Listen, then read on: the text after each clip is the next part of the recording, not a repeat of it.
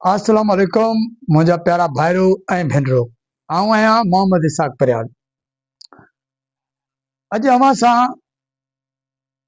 District session Hyderabad जे record room जे बारे में ॻाल्हि ॿोल कंदासीं।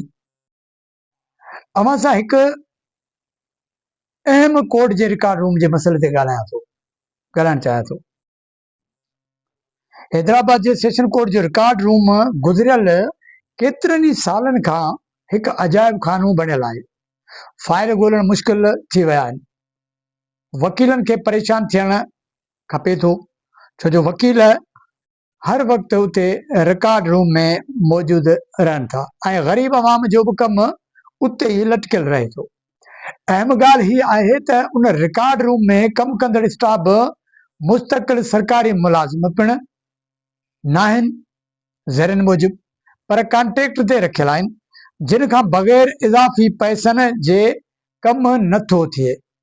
हिन सूरत हाल सां अदालती निज़ाम ऐं अवाम ॿिन्ही खे नुक़सान थी रहियो आहे।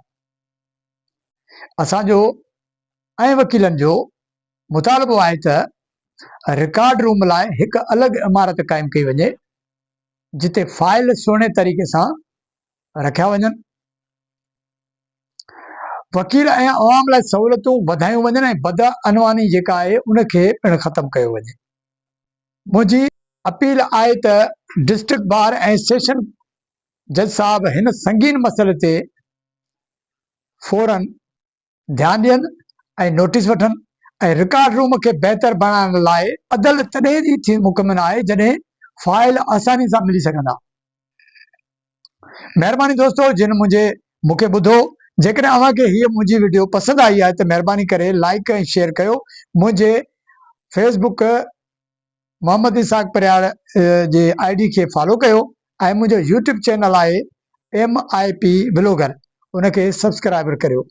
इंशाल्लाह वरी कंहिं नए टॉपिक ते तव्हां सां ज़रूरु मुलाक़ात थींदी। तेसिताणी ॾींदो कैमरामैन ज़ोएब अली परियार ऐं मोहम्मद इसाक परियार खे इजाज़त। अल्लाह निगहबान। पाकिस्तान जिंदाबाद।